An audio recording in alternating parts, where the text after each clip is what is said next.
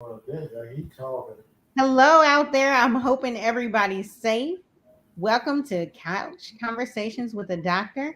We have our Congressman and Nikki Harvey joining a little bit later. And I'm hoping everybody's safe with the tornado warnings in the Chicagoland area. I'm Dr. Maya 100, always keeping it 100. Very excited to be part of this conversation. And I just want to give my colleague, I've always called you Mr. Harrington ever since my days at the Core Center. I think 2012 is when we met, Illinois Medical District room, talking about PCORI and all that other stuff. So, Right. colleague Joe Harrington, I don't know if you want to introduce yourself. Well, sure. My name is Joe Harrington. I have a varied career. I've worked in mental health education and done a lot of work at a grassroots level, did a lot of community work and organizing. But most of my work has been in public health and healthcare, worked at 3 hospitals. But I retired in 2017 as the regional health officer for Cook County. And I also had the opportunity for the time I was there to be an administrative law judge, which was a very interesting experience. Awesome. Well, welcome and thank you so much, Thank you. It's always Doctor. good to see you, It's Dr. always good to 100. see you too. Dr. Douglas Graham. Oh, Welcome. I don't know if you want to say hi to the community. Introduce yourself. I'd love to listen. I'm really enjoying this opportunity. I'm a retired physician. I worked in the western suburbs for about 30 years. And for a couple of years, I actually worked with the congressman in Washington, D.C. in his office on healthcare issues. And it's a real honor to be here. I'm going to try and answer the questions if I can. And last but certainly not least, our colleague, Dr. Tony Hampton. All right, I feel like getting the pom poms out. Thank you so much for that energy. Yes, it's going to be an interesting evening. Again, I hear the sirens in the background. I went and checked my basement. So far, so good. And when you have basements, I know some people, went to school in the South, and I know everybody don't have basements. Well, in Chicago, you definitely do. And we always worry. I used to own real estate, and you always worry about basement apartments and things like that. So. But in spite of that, we're here to be here for you guys. And I'm very excited about just answering any questions you guys may have, or we may just start talking about some topics. But I'm an obesity doctor. I'm a family doctor, and I'm learning a lot about nutrition and functional medicine. So my brain is always about why we get sick, not how to fix it. I want to know why. And then once I understand why, I can then help you to hopefully heal and reverse whatever you're suffering from. I think that's what it's all about. So let's kind of get the party started. And if you have questions, please throw those questions in the comments, and we'll do our best to answer any questions you may have. So let's get started. Yeah, I want to offer a little something I learned about basements when I worked for the city health department. And I had the chance to work with the water department. And I was told that basements weren't actually places where people were supposed to live. They were really more for storage originally than they were for people to live. But things have changed significantly. And people in the water department always thought that whenever basements flooded around the city of Chicago, people should understand that they were never intended for people to actually live in basements. And you're Wow. below the street level. So water is going to find the easiest place to go. And the basements are the ones. So if you get some flooding, and you're in a basement, living in a basement, or you decked out your basement, don't be surprised if the water, and that's how nature is, water takes over. Wow. Oh, wow. It's good All to right. That's a good piece of information. I know I just got a emergency alert, National Weather Service tornado warning in this area until 7:45 p.m. Central Time. yeah. Take shelter now in a basement or interior room on the lowest floor of a sturdy building. If you are outdoors in a mobile home or a vehicle, move to the closest substantial shelter and protect yourself from flying debris, and continue to check the media. That's what I just got, an emergency alert. And alert, alert, alert, we have none other than the I forgot what Nikki says. I can't do it justice. Doctor to the stars. Yes. Dr. Terry Mason, welcome. Thank you very much, and I'm glad to be here with my colleagues tonight. Uh, it's doing some stuff out there. We just I think about this, and I think about our watermelons that we got planted. So I want to make sure that we don't that we don't get too much, because we had a case where we lost about 35% of the farm because of some flooding, and we were able to restore it, but we were doing that, and we're going to be offering we'll talk about this later too, but we're offering a open house on the 25th of June from 11 to 2. So anybody can come on out and tour and see what we're doing. All right. That's amazing. Now, I just planted watermelon myself, and my it's a small greenhouse. I call it my farm because I speak it. It's so tiny, but it's my farm. It's growing. It's going to be a farm, and it's my farm today because that's where I'm gonna get the seeds from. The stuff I planted, a month ago. So we have the watermelon coming up, and one of the elders that lives around me was like, "Oh, we haven't had the bulbs yet." They talked about a lot about when you see the little bumps and stuff like that, you want to take some off so all the energy goes into some of them. But they said if you ever are in the growing phase and you actually have the watermelon growing and it rains like this, take and put some rocks or some cushion under it so it doesn't sit in the dirt and rot. I just learned it like maybe 30 minutes ago from one of the elders. Like, and I got to tell you something. We don't have it yet, but if we have this again and you start getting your watermelon, take and put some rocks or some leveraging under so it doesn't sit in the dirt. And he said I could lose watermelon like that. Okay. So I was like, hey, I just learned that. I'm going to pass it on. All right. And well, we have about 2,000 planted. Oh, my God. Wow. Yeah, we have both red and yellow meat watermelon planted. We've got about 2,500 collard green plants. We've got 3 different types of kale, about 1,000 of each. We've got tomatoes, we got beets, we got all the bell peppers, we got all of that, everything. And so we're really desperately trying to create a food infrastructure here for us, and this is all grown sustainably and organically. We also have our own bee colonies to help us with pollination. And at the end of the summer last year, we had about 17 gallons of organic clover honey from our bees. Wow. So I'll keep you guys posted, huh? Yeah, where is it located?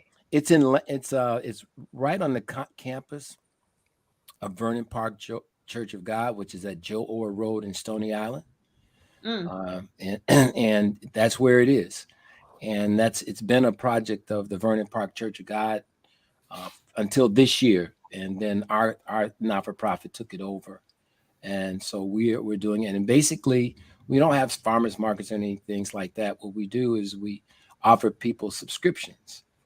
So for one subscription, you get about 23 pounds of food every other week throughout the entire growing season. And for the other one, you can get half that if you want to get a half share, and if you want to have it delivered as opposed to coming picking it up.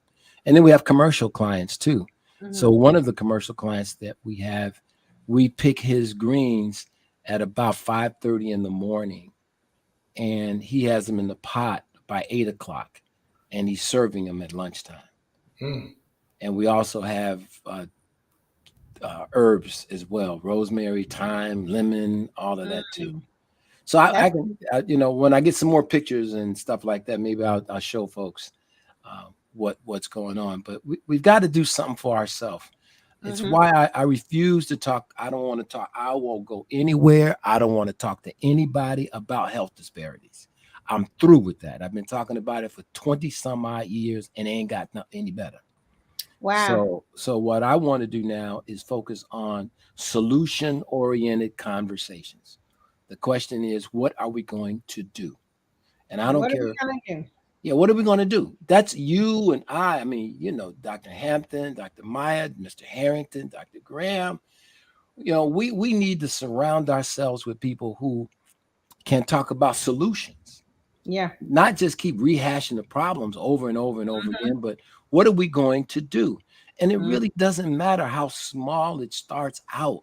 It's where it goes that's important. And we got to have a plan, because if we don't plan, who's going to plan? Nobody gonna plan for us to get better. You know. Mm-mm. And that Yep. that really reminds me of, as I think about your comments and I think about the storm, and the storm is like, when we struggle when we're in storms. And I think life is, in some ways we have storms and we have the nice weather, but you're always going to have a storm over and over again. So one of the things that comes to mind for me is, why do we struggle, and what can we do not to struggle? Our job as clinicians is to, help you. But the first way to do that is to be empathetic. I have to try to, understand your perspective. And if I do that, it'll probably help me to build rapport. And once I build rapport, then maybe you'll trust what I have to say, because making change when you're in a storm, and most people are in the storms, particularly in communities of color, we talk about social determinants of health and communities that struggle. Well, communities of color, they're constantly in the storm. Sometimes it's micro trauma, sometimes it's more significant trauma when you lose somebody, for example, versus when you get pulled over. That's more like a micro trauma. So what we need to do is we need to never start the conversation by just focusing on what needs to be fixed, right? We need to talk about, what's the root cause of why we're struggling, and if I can help somebody and walk with them from that perspective, then maybe they'll be interested in hearing what I want to say. And then once I get to that point, I say, okay, now that I've been empathetic, I can, I built rapport, and then I can start to talk to them about, man, there seems to be a disconnect. In medicine, we talk about discrepancies between what you're trying to achieve. In fact, as I'm talking, anybody who's struggling, maybe put in the comments why you struggle, right? But sometimes there's a discrepancy between what you want to achieve and what you're doing, right? And we understand that because we've all struggled, rather it's our weight loss journey, trying to be, successful in life and achieve our goals through education and other means. There is sometimes a discrepancy between our behavior, the things we're doing, and what we're trying to achieve. So as a clinician, I have to be very empathetic, talk to people with respect and say, I'm feeling you. The last time I dealt with that, I struggled with it too. And then I'll try to say, but man, I noticed that you're doing this and I know you want to achieve that.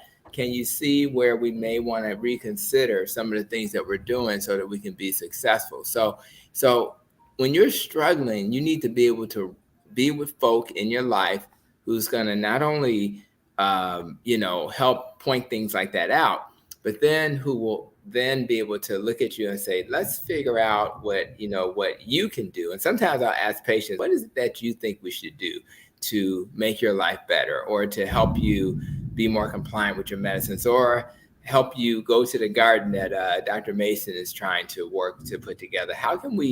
What can we do? And then I'll let them answer the question, because I found that when they answer the question, they tend to be more likely to do it. So I just want everybody listening, to understand that everybody on this panel has struggled.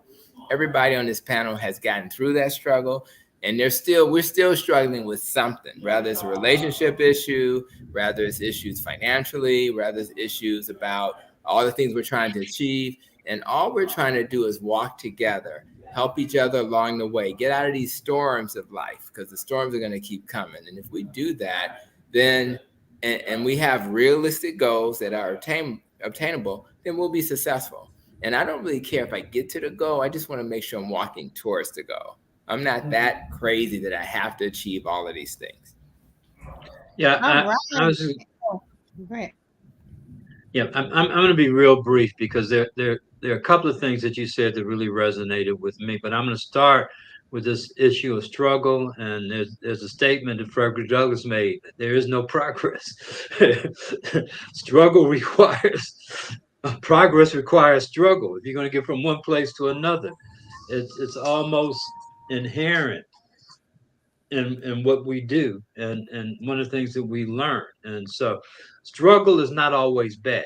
That's the point that I want to make. That it's important for growth a lot of time for people to actually struggle and to have challenges to face. So those are opportunities to grow and to learn. And so I don't think people should be intimidated if they're going through struggle. But the other things that I want to bring up, and the two words that really struck me, because you talked about perspective. And what I thought about is context. And my friends used to kid me because I would always, when they would tell me something, I would ask for more context so that I could actually understand what they were talking about. And so there's a everything happens out of a context, and it's somewhat related to medicine.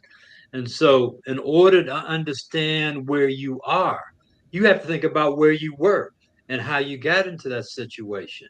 And sometimes we spend too much time thinking about where we are and how to get out of the situation, as opposed to thinking about how did I get in this situation in the first place.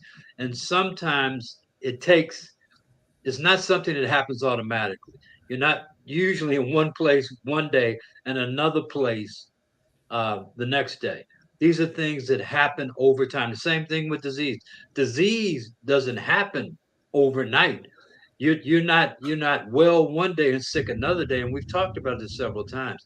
And one of the things that Dr. Mason always talks about is the fact that in its earliest possible, most manageable, treatable state, no disease produces a symptoms. And a lot of people are waiting for something to be wrong to talk to somebody about what's going on. So context is really important. And the other thing that you said I think is really very important is having that conversation. A lot of times people don't talk to their doctor. They're intimidated by the doctor. They go in, and I've been around people that talk to a doctor and ask them questions. They can't answer any of my questions because they don't know what the doctor said. All they know is that they told me I got this and I got to take this medicine. Ask questions. You have a right to ask questions.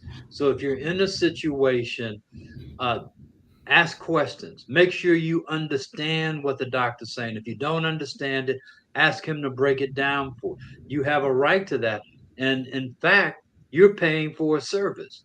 Or even if you're not paying for the service, somebody's paying for that service and the doctor's getting paid. So he has an obligation to talk with you. So I'll stop there because I know Dr. Maya had something to say. No, thank you so much. Speaking of that, we have Erica Bell. Hey, Erica, who says, hello, all. Grateful that you all are here offering your expertise. Are you all up to answering questions about improving gut health? Erica notes that that Erica's struggle has been years of carb abuse, and that's the struggle they're asking for help. Nikki said, ask the doctors. Erica has asked doctors, what you got? I'll start with that. Just with it's funny when you think about carbs being abused. Now, let's be clear. Everything is not the same, right? So all fruits and vegetables are carbs, right? So all fruits and vegetables are not addictive, right? We start with let's heal our gut by not eating processed food. I consider cereal processed food. I just do. Now, there may be some better versions of cereal, but anything that was in a box, I'm kind of hesitant to make as my primary source of fuel. Sugar is going to cause your gut to be irritated and inflamed. So you want to worry about sugar. And we already know that sugar and some of the carbs that turn into sugar are going to stimulate the dopamine in your brain. So, and that's the same stuff that gets stimulated when you take drugs. So you're stimulating the stuff in your brain that makes you feel good, right? And it's like, so that reward center gets stimulated. And the thing that's kind of sad about a lot of these processed food, they don't tell you when you're full, and they make you want to eat more. So I wouldn't be surprised at all if anybody's struggling with processed food, sugar, and highly refined grain. So if you take a grain that may be okay, but then you try to process it and turn it into basically powder, that's garbage too. So we have to be careful. And we have to start by, let's go through detox by removing the substances that are bothering us, and start to eat real food. So rather you're more like Dr. Mason, a low fat doctor as much as anybody in the world, and I'm a low carb doctor. What we don't do is we don't eat processed food. We just don't. And if you do that, your body will naturally detox, and all that addictive thing, all that addictiveness that you're worried about will gradually fade away. The key is to remove yourself from it. Make your house safe so that you're not constantly being tempted by it. Talk to your family. Say, this is what I'm trying to do. I need you to walk with me as I kind of try to make this, and be comfortable with small changes. Start gradually to add the things that you need to your life and remove the things that you don't. If you do that, the sugar addiction will go away. So I appreciate you, Erica, for asking that question. I'd like to add a little more to that. First of all, I hear the term low carb, and I know, Tony, when you talk about what you do, it's low carb, but there's nothing more low carb than a plant-based diet. And I'm not talking about processed plant-based. I'm talking about just plant-based diet. There's nothing more low carb than that. So it is the lowest potentially, minus all the things you just talked about, the refined carbs, like whether it be some of the grains that you talked about, or breads, or syrups, or other things. But you don't get better carbs than nature. You just don't. And those carbs, not only are those carbs, and I'm talking about the stuff that they're talking about on the farm, the greens, the beans, the things that we're growing. Not only do these things serve as things that help you fill, but one of the things that get full. But one of the other things is we go to our drugstores, and we have walls of food, walls of medication for constipation. Walls of them. I went there and I couldn't believe how many shelves of stuff I saw to treat constipation. And we're constipated for a number of reasons, but one of them is, number one, we're not eating enough of those carbs that provide fiber, and we're not drinking enough. Nothing substitute for water but water. Nothing substitutes for water. So when you're drinking juice, even though there's water in the juice, but as Dr. Hampton would say, but you got all that sugar that's in that refined orange juice or apple juice or grape juice or whatever juice you're drinking. So the thing is, if you stick with the natural form of that, the grapes themselves, or unless you're diabetic and you're a little sensitive to that, or you stick to the natural forms of it and drink water, you'll be surprised how much your gut health will improve, because you're doing two things. Number one, you're providing fiber, but you're also providing the scaffold, the place where the good bacteria that are necessary for digestion and necessary for good gut health, in terms of helping you with the digestion, making sure you're getting rid of the bad stuff and keeping in the good stuff that you need. And you need water. Nothing substitute for water but water. And I'm not going to get into a conversation about alkaline water and all that stuff, because quite frankly, I don't understand how they market that. All I know is that the esophagus is only about 8 inches long, and the pH of the water you drink may be 9. But by the time it goes through the 8-inch esophagus into an environment where the pH is 2 or 1. So I don't get that. So I'll leave that alone. I'm not going to talk about that right now. But if you eat your fruits and you eat your vegetables, and only fruits and vegetables contain the fiber that you need, the insoluble fiber that you need, that helps to create the scaffold for good gut health. Yeah. And the only thing I'll add context to, I was, literally I'm looking at Erica's comments, and I just want to point out something. And I think this is so important that we talk about bioindividuality.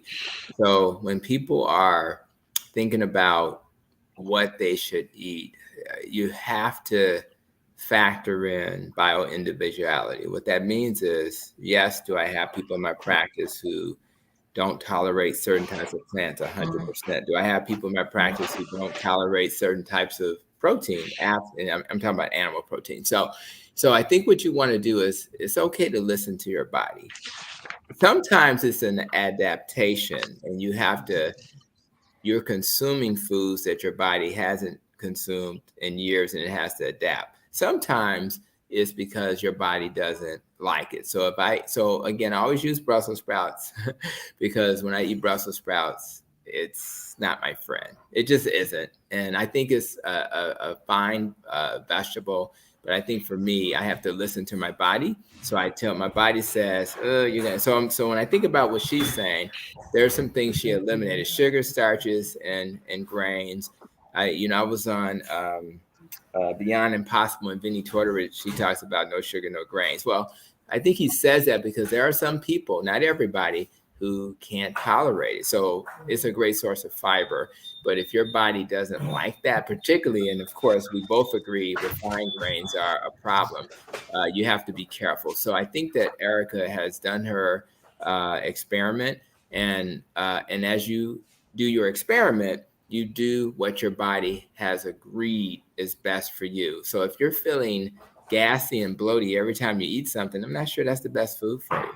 And there are people who may tolerate more animal products. And if they do, and they feel better with those, as I add my friend, Dr. Miller, to the conversation, those people will not have as many bowel movements because of, just like a lion, you don't create fiber when you eat a steak. You just don't. So that person's not going to have as many bowel movements. But again, if you're a person that has to eat differently, then you have to then expect, well, what does that look like for me?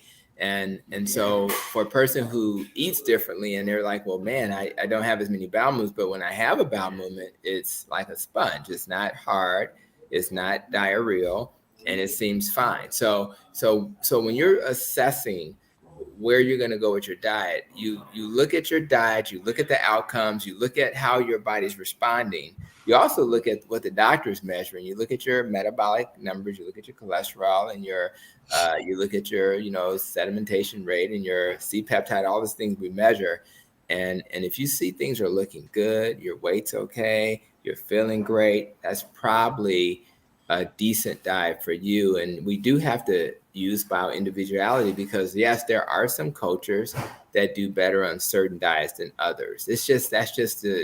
Over years, we have adapted to certain diets. So there are some places where people tolerate foods differently. I mean, if I'm an Eskimo and I'm just used to eating fish all the time, I mean, I'm not even going to have access to certain types of foods that maybe out in other parts of the world. So we have to kind of balance the conversation and say, and that bioindividuality is so important. And as we balance the conversation, we then give permission for people who can't tolerate certain things not to eat the things they don't tolerate. So I love these conversations because it really gives cover for people like Erica who are saying, man, these grains and sugars made me sick. So I had to move away from that. And I'm sure she's eating more of a whole foods diet and she's probably lost weight. So thankfully she's learning. And I thank God for these forums where we can share our thoughts. So Dr. Miller, you just joined us. You want to introduce yourself. And then if you have any thoughts, feel free. Yeah, Dr. James Miller, we're glad to be able to join you. Just the storm passed over, so I took cover. And but it's now lightening up. So we're not as smart as you, Doc. I like conversation, but I do heed the warning. So yeah. All right. I think they say better safe than sorry. There you go. As a matter of fact, I've been just looking. They said there was I guess 3-story apartment in my area that the roof was blown off. So wind was pretty strong out there. Yeah. Well, listen, just send some positive energy. I'm getting messages. It's hitting in different places, and it's so let's just it's not lasting as long though. It's moving rapidly, which is a good thing. Yeah. Yep. And let's just send our positive energy right now to everybody who's being impacted by this. Sending peace and comfort and safety for their bodies and for their homes. If you're out there and you have the ability to go in for shelter, go ahead and take shelter till it's all over. I got mixed messages. People saying it's not going to be that bad, but now we're starting to get an influx and it's hitting people. So we just want to send positive energy and prayer for their safety. Well, Nellie Parnell King says, "Good evening, everyone." And then we have a Facebook user that says, "Hey, Dr. Mason, where can they get you? You talked all that stuff about the farm and all those goodies. They want to know where could they sign up for said subscription?"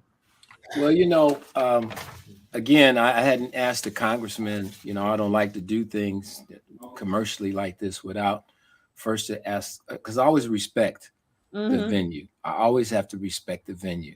But since we've had a question, I don't think that the congressman would mind me answering the question. So the 24/7 number you can call so you can get the information is 708. Okay, 708-816-1132. That's 708-816-1132. And you can call that number 24 hours a day, 7 days a week. All you got to do is leave your information. And what we'll do is we'll send you the application form for the shares. I mean, not shares. We called them shares last year, but they're called not doing shares or memberships. And the membership fees, and I'll just go ahead and mention them since I was asked. The membership fees are for the full share, which is around average of 23 pounds of food every other week. And that is $470 for the entire season. And that includes the watermelon. So the watermelon we plan to have, weather permitting, and everything looks like if it gets hot, that's what we're looking for now. We need to get hot and dry for a little while. So we are supposed to have that in the forecast, but that includes that. And then if you don't need quite that much, you can get half of a membership for $270.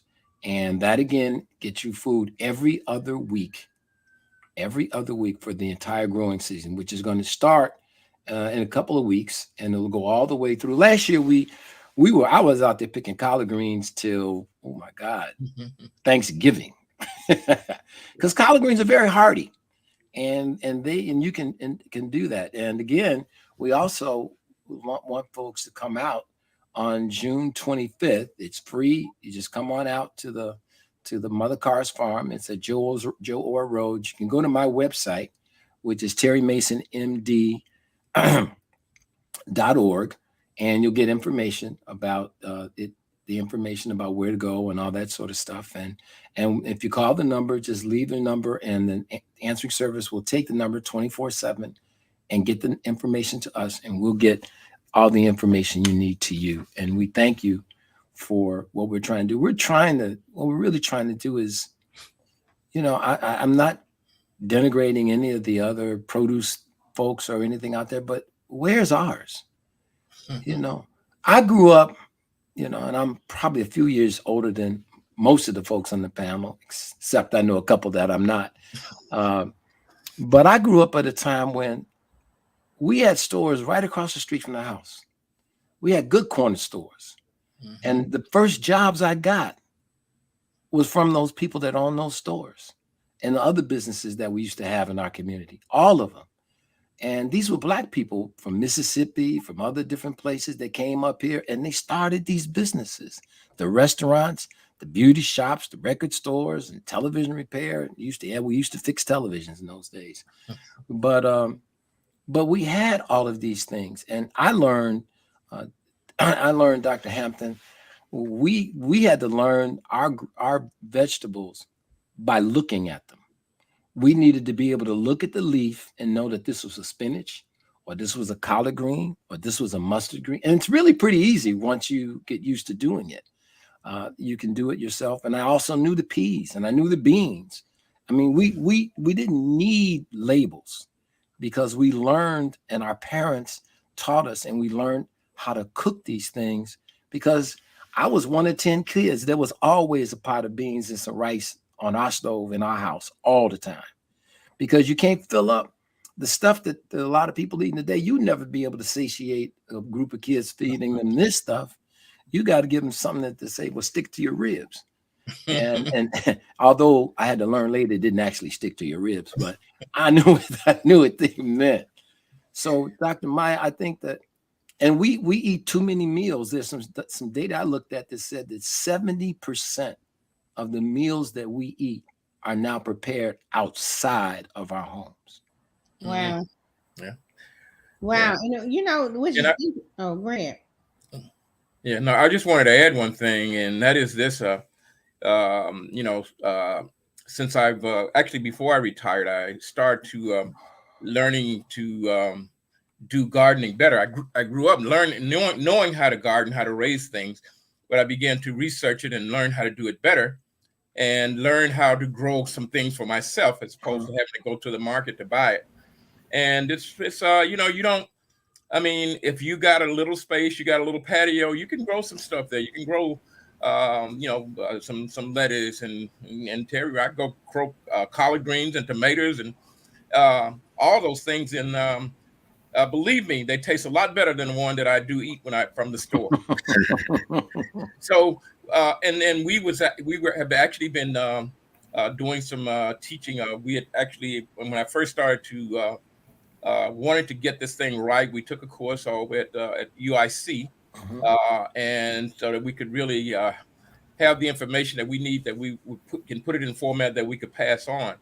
And so we've been in our church been teaching people that were interested in it how they can grow some things themselves. It doesn't, there are a lot of empty lots that are not being used, and there's a lot of spaces that are not being used that people can take some of those spaces and put them to good use, growing food that they're going to need. Because as we are saying, if we're going to eat right, it's going to, especially now, it is very costly.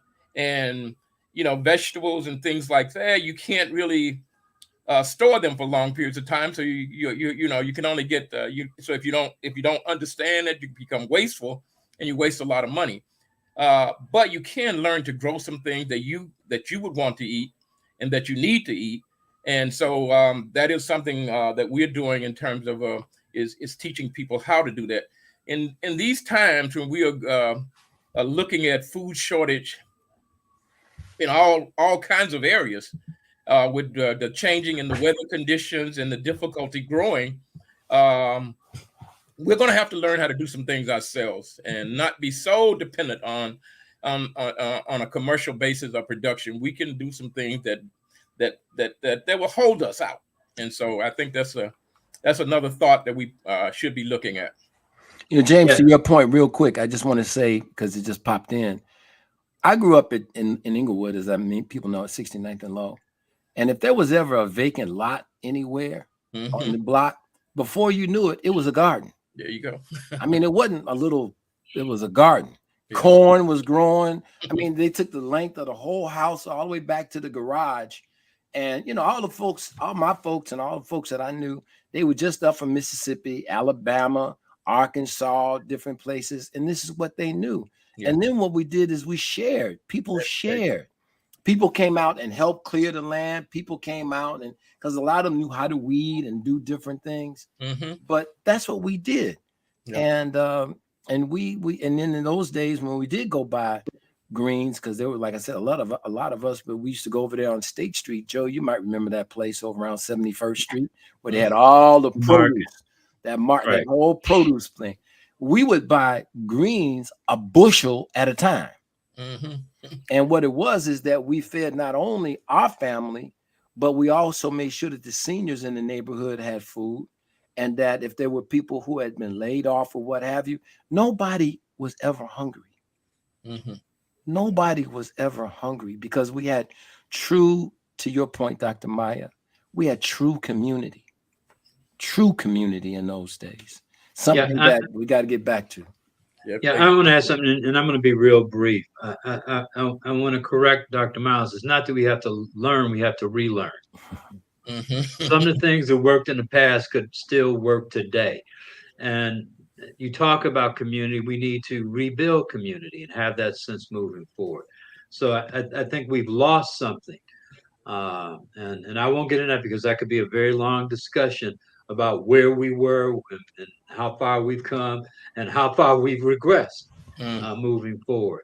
But we need to relearn some of those old ways and rekindle some of that spirit moving forward in terms of having a real sense of community, knowing our neighbors, taking care of our neighbors, like we take care of our families. Yeah, I will say amen to that, Joe. You know, one of the things that I've noticed that as we are gardening, that the community and the people that live around that area who share the things that we grow, we come together in harmony.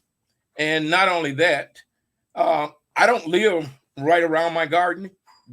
However, I feel comfortable and nothing is ever taken that shouldn't be taken, that we haven't given permission to be taken, so that the people in the community come together and they watch out, they look out. And like I said, when we come together, there's never been any kind of disturbances. People of all kinds, do pass by and come in and visit, and sometimes some of the people volunteer to help to grow, and we share, what we grow with the community, because I grow a lot more than I can eat.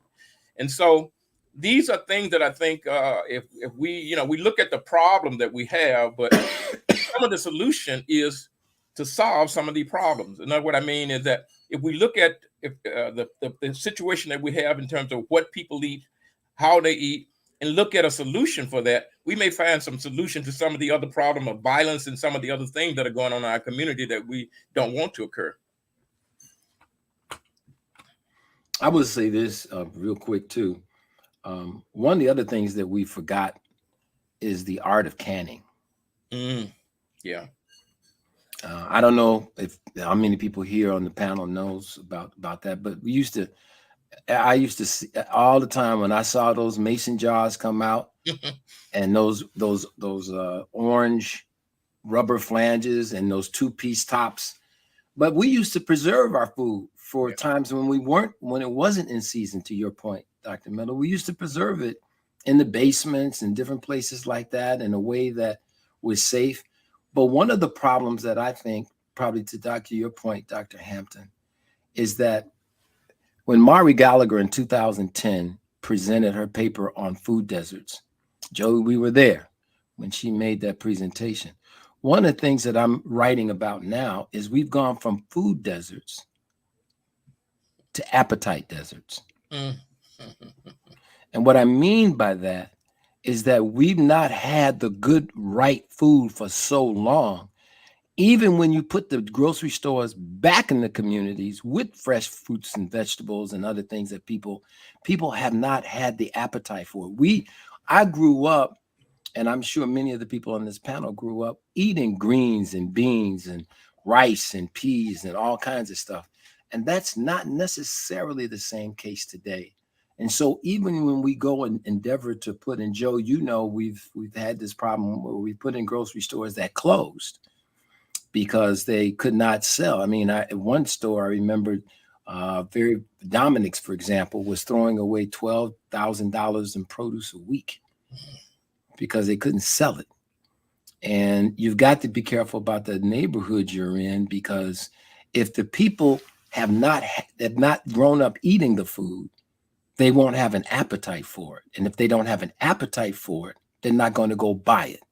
And if they don't go buy it, then we're left with some of the problems that and I'm not blaming it all on that, but there are some issues that we need to, and in fact, I wanted to try and get this study, if I can get this finance, to look at what I call appetite deserts, because I think we're overlooking them. And these are things that are very important. See, Dr. Miller and I, and maybe a few other folks on this panel, I mean, we know about a lot of this stuff, but a lot of our people, the younger people, do not. I wanted to throw this question up that was asked about. I'm going to rephrase the question because as I look at it, I don't think it was stated properly. So, are probiotics the best remedy for fibrous diets, including beans, broccoli, and cabbage. And of course, you get fiber from beans, broccoli, and cabbage. And so I'm assuming this question is really just talking about, what's the best way to heal your gut? Are probiotics helpful, or is fiber helpful? And the answer is they both are helpful. I mean, the first concept people need to understand that we will all agree on is if you can eat real food, and you eat a balanced diet, you probably don't need to supplement anything. Now, I'm going to have somebody on my podcast talking about Natron, which is a company that provides probiotics. Before I was able to heal from an irritable bowel issue, I was able to take probiotics, and I felt wonderful on probiotics. I later learned that if I just ate the right food, I don't need probiotics. So do I still take probiotics periodically? Absolutely. But it's not required. So if you have a gut issue, irritable bowel, leaky gut, which you learn in functional medicine, absolutely. Now, in the space of, what do you feed this healthy bacteria? Well, a lot of times fiber is helpful. So that's why a lot of people think, well, if you want to have a healthy gut, you got to have fiber because you're feeding the microbiome when you do that. And you can actually have pre-probiotic, you can actually get prebiotics to actually feed the bacteria too. So you're really creating an environment for your body to be healthy.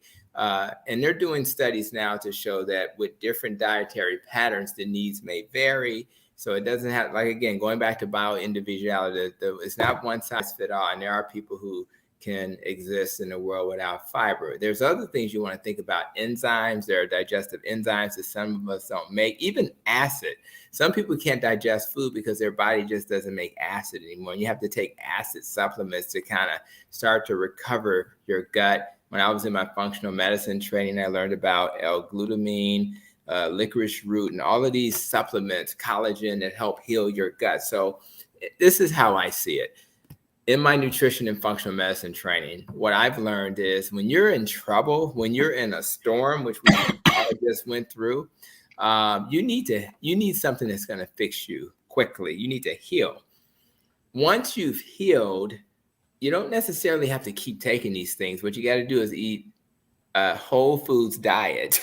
And if you do that, the human body, God did a pretty good job, apparently, because the human body knows how to keep you healthy without having to spend, $300 a month on supplements. So I tell people, heal, maybe work with a doctor who understands how to do that, like a functional medicine doctor. And once you've healed, eat real food. And if you do that, you will never have irritable bowel, leaky gut, any of that stuff. And I'm gonna be honest with you, before I healed, I thought I would have to live with that for the rest of my life. And it's so nice to know that that's not my story anymore. Yeah, that's all right. Okay. I thought I saw you, Dr. Miller. Go ahead. Yeah. No, I was just going to say that's, I think that when people really look at common sense things, we realize that there are a lot of things that we create ourselves, a lot of problems that we create by going upstream against the way that nature has things made. And sometimes we got to really take that down and make certain that we do things and put things in our bodies that were designed to keep us healthy, as opposed to putting things that make us sick. Because once we do that, then we start to add in additional things that sometimes even makes the situation worse, because people start to guessing about what supplement they should be taking. And then they start to listen to other folks who really don't know, but are giving advice anyway. So sometimes common sense say, that, if you ate something and then you notice that, especially if it's the things that you should be eating, because I'll say this, is that sometimes if you've been eating wrong all of your life, and I've had patients to tell me they've been eating wrong, and suddenly they start to eating the correct diet, they get sick because their body has gotten used to digesting things that is not the things that they should be, but that's what it get used to, and therefore the adaptation is for what has been introduced. So we have to remember that, but at the same time, we also have to remember common sense things, things that make me sick. I should avoid using those things and using my common sense as opposed to not doing so. Yeah, and I'm gonna be real brief. I just want to pick up on something that Dr. Miller said. I think the common sense went the same place the common courtesy went to. And if we could get both of those back, we'd be in a Boy. much better place. Yeah, absolutely. That's right. All right, we have Connie Taylor. Oh, you already answered this. Are probiotics the best remedy for fibrous diets, including beans, broccoli, and cabbage? Dr. Hampton, I think you already answered that one, correct? I did. All And right. again, just real food is the first step. If you're needing to heal, let's look at some of these resources to heal. And then after you heal, you can get back to real food. And my people say, why are you so disciplined, Dr. Hampton? Because I mean, once you've had a stomach problem, I mean, I love my family and I love some of the foods they eat. And every once in a while, I'll sneak and get some. But you don't want to go back to living that way. More focused on your belly than on, maybe seeing a patient in front of you. I can't live like that. Worried before I get up and make a presentation. Am I going to have, and I think I shared this story before, and I'll just end with that. Imagine, getting ready to graduate from medical school, right? And because it's a little stressful, even though it's exciting, stomach start acting up while they're starting to call names. Imagine having to leave that ceremony because your stomach's acting up. And you're praying once you leave, and you know what you do when you leave. You're praying that things end before the ceremony, and that's what I had to experience. Now, thankfully, I got back before the ceremony, and literally it was like 10 people left to call. So people say, why are you so disciplined? Because I'm not that's not who I am anymore. I don't want to ever go back to being that guy. And so everybody has to find their why. And I just want to not even know I have a stomach.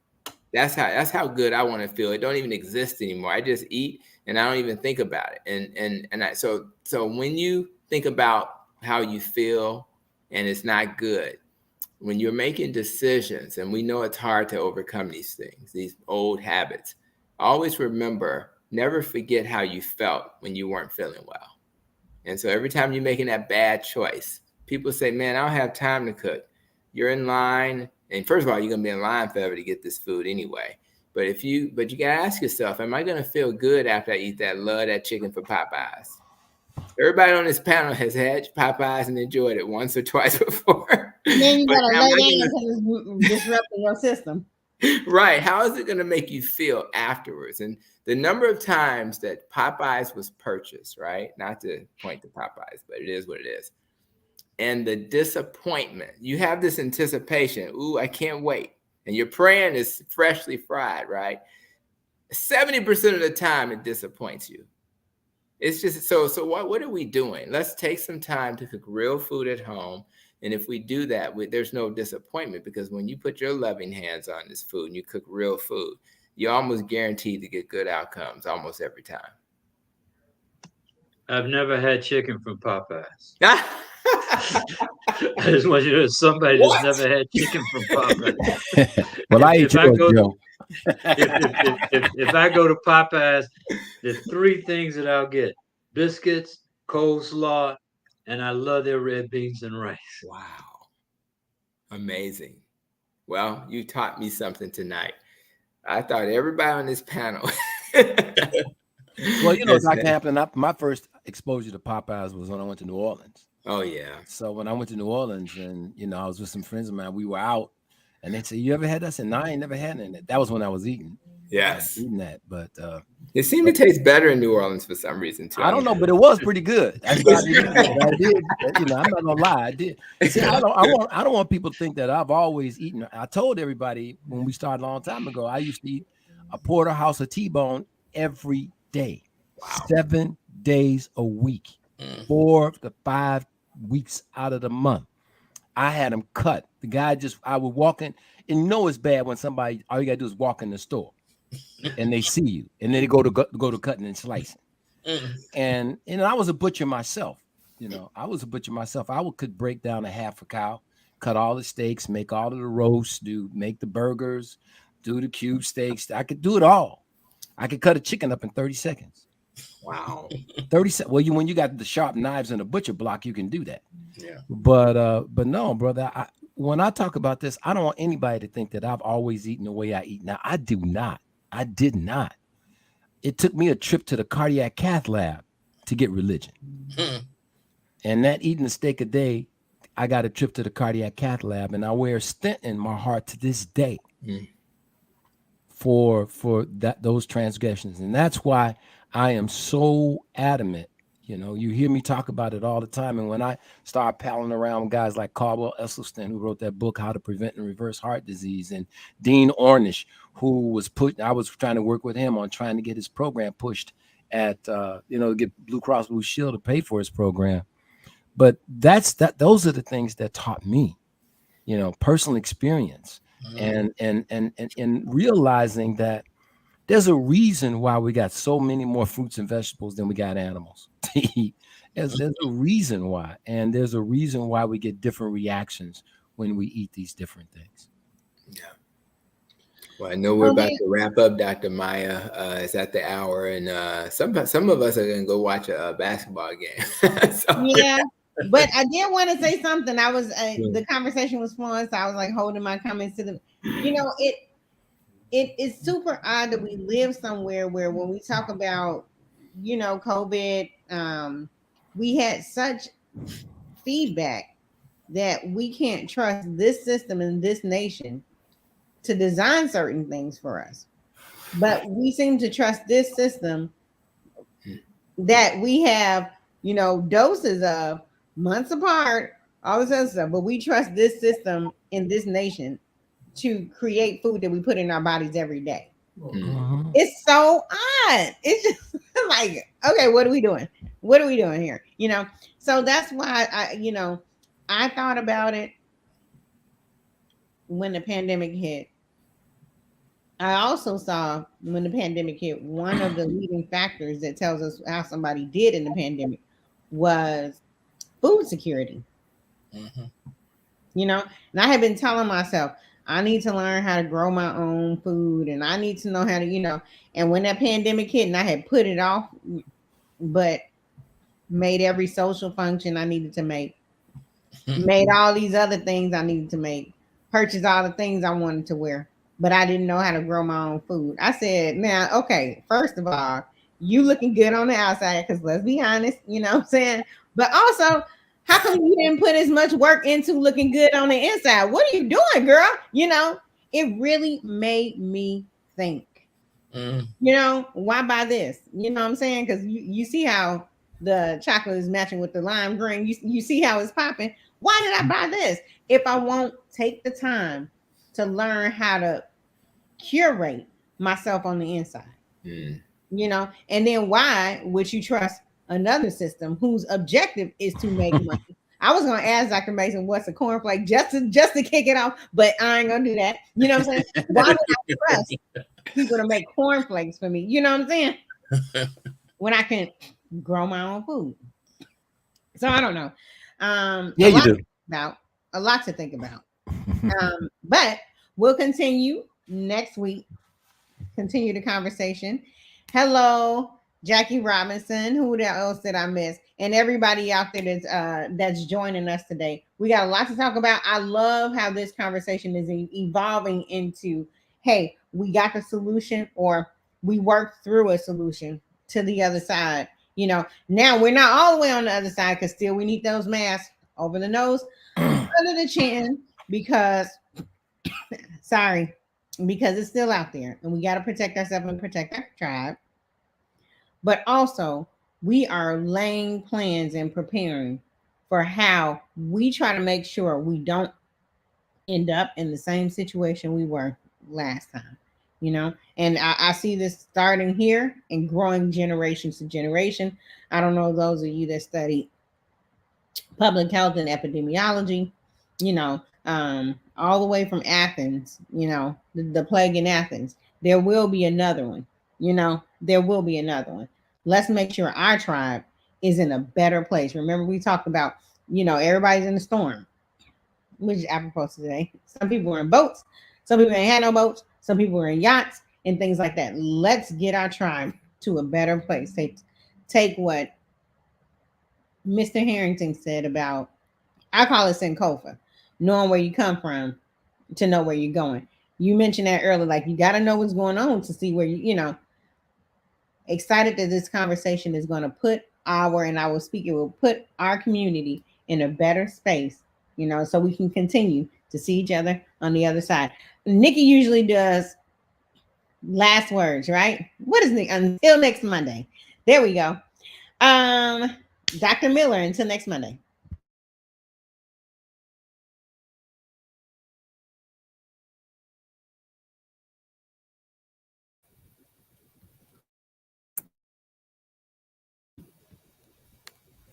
Got to unmute yourself, Doc. I'm sorry, we missed you. The part of the conversation that I've been able to witness tonight and to the word is preparation. We got to prepare for it, where it is that we want to go, in order that we can get there in a safe way, and in the best way possible. And I think that regardless of what it is, whether it's, you know, we all know that we have to eat, prepare. We all know that there's some problems that we got to deal with. Let us prepare to be able to face those things in a way that we can overcome them and put them down and be able to find peaceful solutions.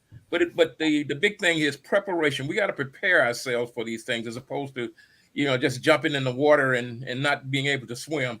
That seemed to be a chaotic kind of bring about a chaotic result. So we need to prepare for what it is. So until next week, let us start preparing better for what it is that we're facing and for where we want to be. Thank you, Dr. Miller. Dr. Graham, until next Monday. You know, I've been thinking about what's on TV and what they're advertising and what they want you to do. And I go back to the same questions. Why are they doing it? Who is it helping? And who is it hurting? And I think if you take some time and think about that and try the alternative, you don't need to follow their message. That's all I can say. Thank you, Dr. Harrington. Dr. Harrington. Until next Monday. Well, in the spirit of Sankofa, since you raised it, which is a winged bird, it symbolizes, comes out of the Akan language in Ghana. It's symbolized by a bird whose body is facing forward. His head is turned, looking to the rear, looking back to retrieve an egg on his tail.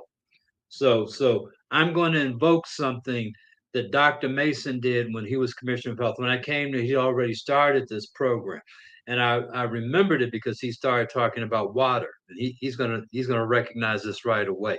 His prescription for Chicago was 5 to thrive. 5 things he asked all Chicagoans to do: drink more water, eat more fruits and vegetables, exercise your mind, body, and spirit, be sexually responsible, avoid all addictive substances and behaviors. If you do those 5 things, you will lead a healthy life. And I also want to add, it was pointed out that some of the foods people eat today have become addictive. Thank you so much. Dr. Hampton, what you got for us until next Monday? Yeah, just I actually was hanging out with the radio station. I snuck in. Nikki invited me to, just go on the air briefly. Dr. Ian Smith was there. It was nice to meet him, and I'll probably get him on the podcast soon. He just wrote a book, Doc, about plants. So I think his model was more it's really a nice transition for those who are wanting to move in that direction. It's more of a transition book. You know, how do we start to add that to our lives? So it was nice to shake his hand and meet him. And we talked a lot about mental health and such an important topic in our community. So as we kind of wrap up this episode, I'm feeling grateful to be on this panel. Grateful that people can hear our voices and maybe have a different perspective. And for all those who are struggling, the struggle is real. It's nothing that none of us haven't gone through. The only person who really doesn't get through the struggle is the person who gives up. So rather I remember when I was at Xavier, and I looked around, and this is like one of the best historically Black schools in the country, and yet they only had about a 30% rate of 4-year graduation. I couldn't understand it, but what I found is that people give up, they get distracted, and I don't want you to give up or get distracted. Struggle is normal. If you're not struggling, there's something wrong. And unless you're hanging on a cross somewhere, and I don't see anybody on my panel that hangs on crosses for a living, right? So if you're not perfect, right, then you will struggle. And if you struggle, you should anticipate it, and you take the struggle to learn and grow from. Anticipate it's going to happen, learn from it, and get better. So as long as you don't give up, you will reach most of your goals in life. And I just want you to just hold on to that so that when you struggle, you're not surprised. It's going to be a little painful. You get back up and you keep moving on. All right. And Dr. Mason, until next Monday. Just know that change is usually not easy for most people, but the reward is going through it. And I think that we can learn a lot. We can listen to our bodies a lot. We can do a lot of things as we make change. And I just have to thank you, Joe, for reminding me of those things. But I also want to give credit to my mentor, who was very, very, very influential in my life. And that was Dr. David Satcher. Dr. David Satcher did a lot of different things.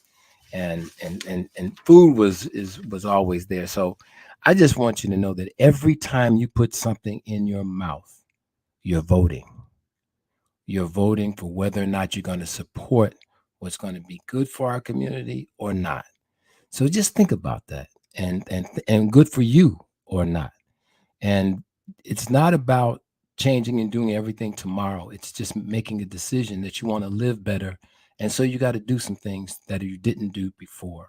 And they're going to be seemingly difficult in the beginning, but you'll be okay. And we're going to help you get through that.